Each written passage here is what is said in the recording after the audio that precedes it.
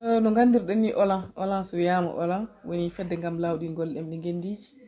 Français wiya ɗum organisation pour l'officialisation des langues nationales. ɓe sikki ɗum haali hoore mum ko gonga ni siɗingaji mbaɗaɗi ɗo ɗi foof haalano ko haal projet de loi saabu ko ɗum ɓurno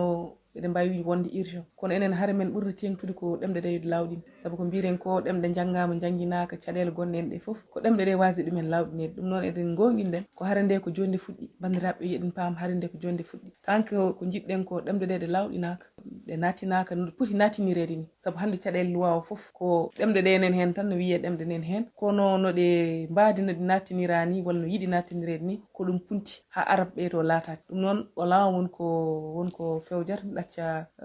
Suzy wawa haalande en ko Olan woni fewjiri ko no Salimata wirini tan haare nde dartaki ko ɗo fuɗɗi ni saabu projet de loi o ɓenni anda noon so projet de loi ɓenni ne jogui balɗe 15 ko fuɗɗo validé woni wona waɗe décret de promulgation ɗum ko le président de la république valida ɗum noon ko 15 jours yimɓe keddora e Olan noon ne noddi nene 29 juillet oɗo en woni vendredi à 10 heures dammal assemblée nationale no yimɓe fof telloto ngol ɗo noon yiɗa ko yimɓe fof yo tello ɓeɗe sikki Olan haade mum wonno ko famminde ɓiɓɓe leydi ndi fof weeɓano noon saabu sa wiya aɗa yaha guure men fof no mbayni hewde ni fof e village uji men ɗi fof wawatano wonde kono hande oɗo vidéo jiyaɗo vidéo Salimata mbeɗa sikki hande monde entier o yi ɗum wona tan Mauritanie ɗum noon kala ɓi Mauritanie najo to woni e ɗo e Nouakchott kala tan ganduɗo ɗum ɗo to fayto moƴƴani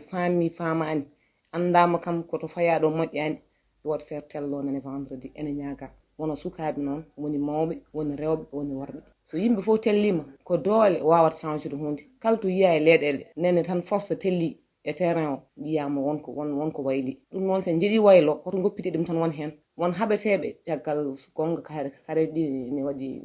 fannuji kewɗi kono ngolɗo ɗo cohluɗen ko Mauritanie fof tello woni Soninké woni Jolf woni Halpulaar en woni ɓiɓɓe leydi ndi fof kala pamɗo ɗum ɗo to fayto ko feccude leydi ndi ko to leydi ndi to fani leydi ndi ɗo moƴƴani mbaɗen feere telloɗen oɗon ñaaga no telloto ɗon ɓeɗa sikki kala jiiɗo vidéo kam so tawi tan wondi hen so arani koye muɗum heddi Salimata mofuma mataw mbaɗa yerago tan ko waɗani succanoɓe men ɓe e wiyoɓe men nana caggal meɗen e gueɗe mbaɗe noon